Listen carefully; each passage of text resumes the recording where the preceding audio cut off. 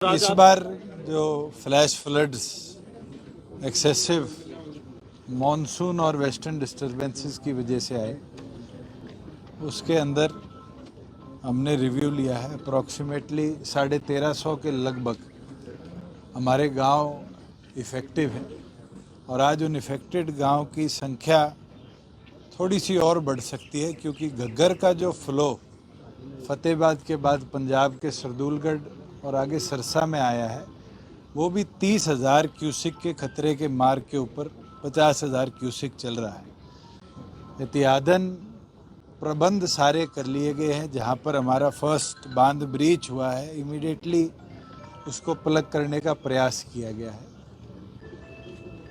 जो flash floods के कारण नॉर्दर्न हरियाणा में डिस्टर्बेंसेस आए थे, उसमें प्राथमिक तौर पर अम्बाड़ा ज़िले में जो ड्रिंकिंग वाटर्स की हमारी डिस्ट्रीब्यूटिंग सिस्टम था, उसको रिकवर करने के लिए फर्स्ट फेज़ का काम चल रहा है। पानीपत में यमुना नदी 2 जगह ब्रीच हुई थी, उसको कल शाम तक पूरा पैचअप कर दिया गया था। करनाल में 2 जगह ब्रीच आया था, उसके अंदर एक ब्रीच को हम प्लग इन कर पाए हैं और एक को आज देर रात तक हम प्लग इन कर पाएंगे।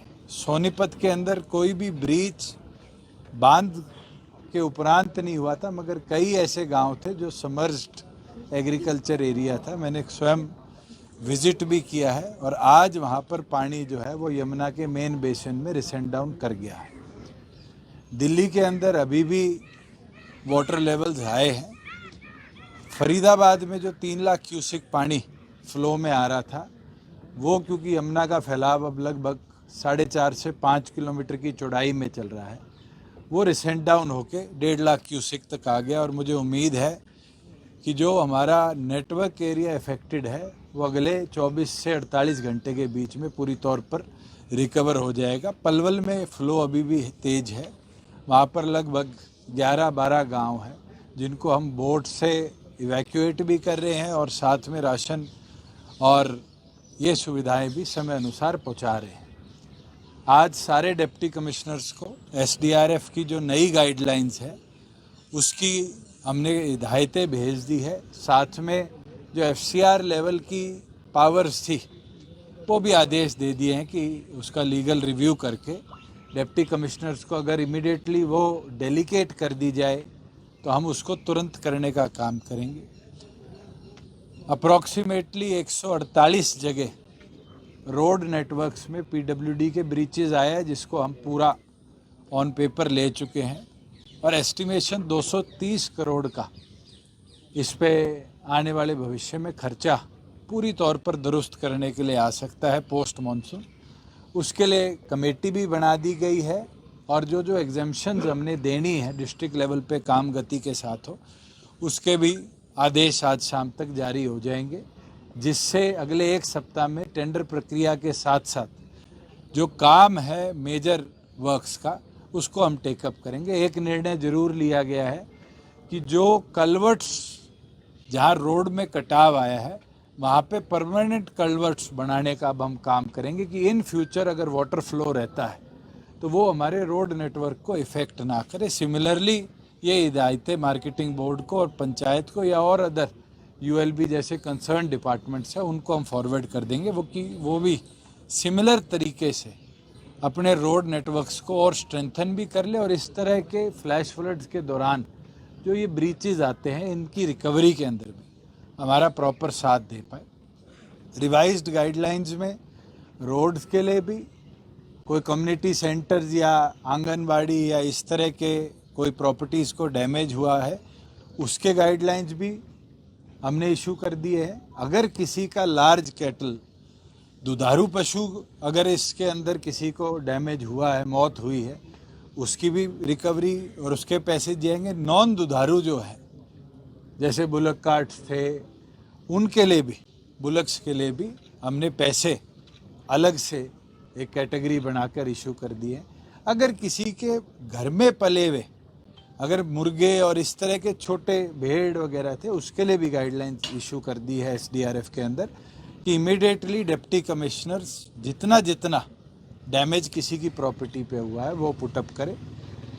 इदियातन किसी के घर को डैमेज हुआ है 20,000 से लेकर जो हमारा डॉक्टर अंबेडकर स्कीम के इक्वलेंट जो हमने पैसा देना है घर का भी वो देंगे, और जो 4 लाख रुपया पर व्यक्ति अगर किसी का निधन हुआ है, जो कि कल शाम तक रिपोर्टेड 24 लोग हैं, उनके भी इमीडिएटली परिवार के मेंबर्स के खाता नंबर लेकर पैसे को पुश इन करने की डायरेक्शन दे दी गई है कि किसी को भी इस आपदा के अंदर हम आज इफेक्टेड ना छोड़ें। लोगों को वापस मोबिलाइज गांव तक किया गया। अम्बाड़ा में मेरी चर्चा हुई है, लगभग आबादी देह में 100% पानी उतर चुका है, करनाल में 100% उतर चुका है, आपके पानीपत के अंदर 100% है, सोनीपत के अंदर 100% है। छोड़ा कल रात को और कल सुबह में फतेहाबाद में रंगोई नाला और घग्गर में ब्रीचेस हुए हैं, पंजाब की तरफ भी हरियाणा की तरफ भी, उनको बांधने का निरंतर प्रयास चल रहा है। मुझे लगता है कि फतेहाबाद के जो अप्रॉक्सीमेटली 22 से 25 गांव हैं, हम उनको जल्दी से जल्दी पानी से रिसेंट डाउन होते ही निजात दिला पाएंगे। और सिरसा की स्थिति को अगले 48 घंटे हमें मॉनिटर करना पड़ेगा, क्योंकि वहाँ पर कल भी 4 घंटे बारिश हुई है, तो लोकल कैप्टिव एरिया में भी पानी आया है, और जो रिसेंट डाउन हुआ है उस एरिया के पानी को भी हम इमीडिएटली टेकअप करेंगे। मैंने ये भी आदेश दे दिए कि इसको फ्लड के इक्वलेंट नहीं, इसको फ्लड जैसी स्थिति हम ट्रीट कर कर गवर्नमेंट ऑफ इंडिया को भी जो हमें फ्लड रिलीफ के अंदर अब रिकवरी जो लोगों को मदद करनी है उसका भी प्रपोजल बनाकर हम जल्द भेजने का काम करेंगे। इसको फ्लड घोषित करेंगे क्या सर? बिल्कुल करेंगे। अच्छा, ये 20,000 जो मकान का जो नुकसान है अम्बेडकर स्कीम में, वो 20,000 से कितनी सीमा तक है? देखिए, इसके अंदर अलग अलग वेरिएशन है। किसी के अगर प्लेंथ के अंदर प्रॉब्लम आई है, कोई घर टेढ़ा हुआ है, उसके अलग अलग कैटेगराइजेशन बनाई गई है, और उसके अंदर शायद 1,20,000 तक की सीमा है प्रति घर की, जिसके डैमेजेस के ऊपर डिप्टी कमिश्नर की रिपोर्ट अनुसार हम पैसा दें। सर, इंडस्ट्री और कंपनी में जो नुकसान हुआ है उसका किस तरीके से होगा? जो इंडस्ट्री इंश्योर्ड थी उसको तो इंश्योरेंस रिकवर करेगी, क्योंकि पोल्ट्री का आज हमने क्लॉज पढ़ा है कि किसी के पास घर में 100 मुर्गी तक की थी तो सरकार रीइंबर्स कर सकती है गवर्नमेंट ऑफ इंडिया की गाइडलाइंस के तहत, मगर आज तक कोई भी गाइडलाइंस हैचरी और इस तरह के प्लांट्स को जो इफेक्ट आया है उसके लिए नहीं आई, और उसके अंदर तो उनकी ड्यूटी बनती है कि वो इंश्योरेंस कंपनी से अपना क्लेम करें। ये डैमेज कितना इंडस्ट्री का टोटल कुछ अनुमानित कितना? इंडस्ट्री का तो कोई अनुमान ना इंडस्ट्री की तरफ से कोई रिक्वेस्ट आई है।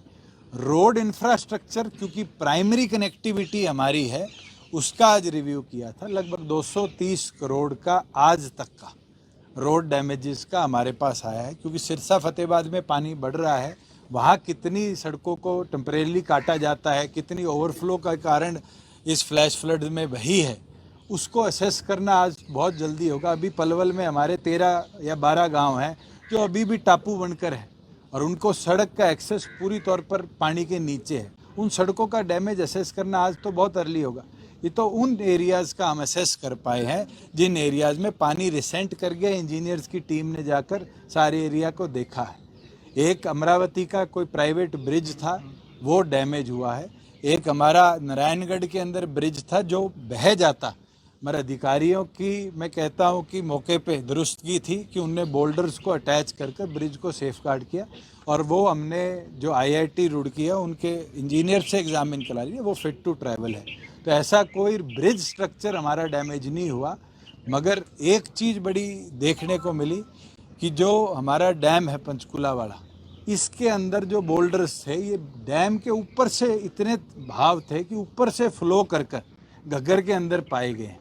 तो ये बहुत बड़ा रेस फैक्टर होता है। उसके लिए भी हमने, क्योंकि वो इरिगेशन डिपार्टमेंट का डैम है, उनको हिदायत दे दी है कि वो भी इमीडिएटली इंजीनियर्स की टीम के साथ उसकी फिजिबिलिटी और फिट टेस्ट भी जल्द से जल्द। लेकिन सर विपक्ष हमेशा आरोप लगा रहा है, अभी तक भी लगे रहे हैं कि जो बाढ़ बचाव के कार्य पहले होते हैं प्री मानसून के मौसम में, वो काम नहीं हुए, और दूसरा जो अधिकारियों में, अलग अलग विभागों के अधिकारियों में तालमेल की कमी थी।